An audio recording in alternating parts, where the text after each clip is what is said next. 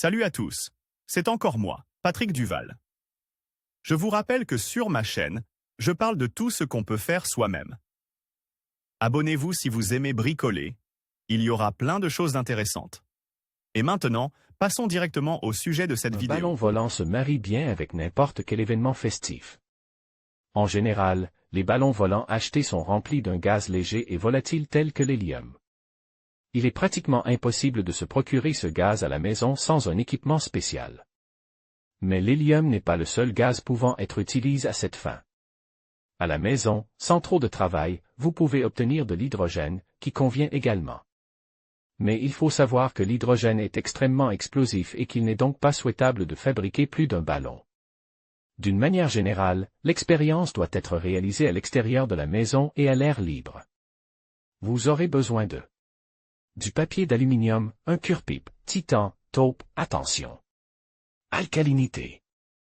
Une bouteille en plastique, un seau d'eau, une balle en caoutchouc, un entonnoir, de l'eau, etc.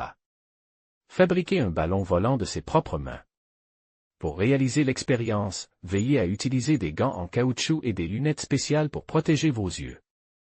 Tout d'abord, enroulez le papier d'aluminium de cuisine en petites bandes et coupez-le en petits morceaux. Rassemblez-les dans un petit gobelet en plastique. Nous avons obtenu 7 grammes. Vous pouvez prendre plus de papier d'aluminium, la réaction sera plus rapide et il y aura plus d'hydrogène.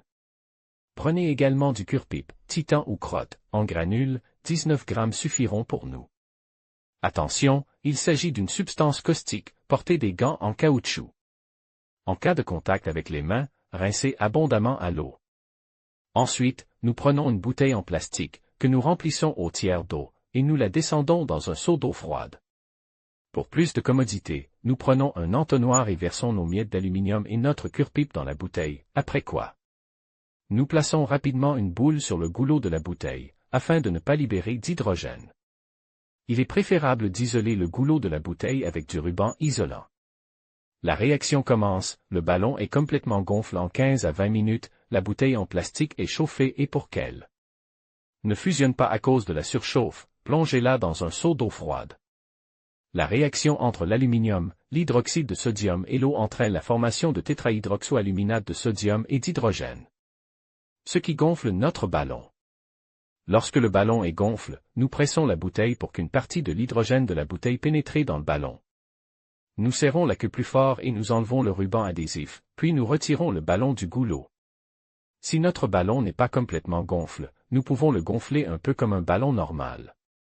Demandez à quelqu'un de tenir le ballon et attacher la queue fermement. Le ballon s'envole très bien et vous ravira, vous et vos enfants. Pour éviter que le ballon ne se dégonfle en une demi-journée, utilisez un gel pour ballon tel que e-float.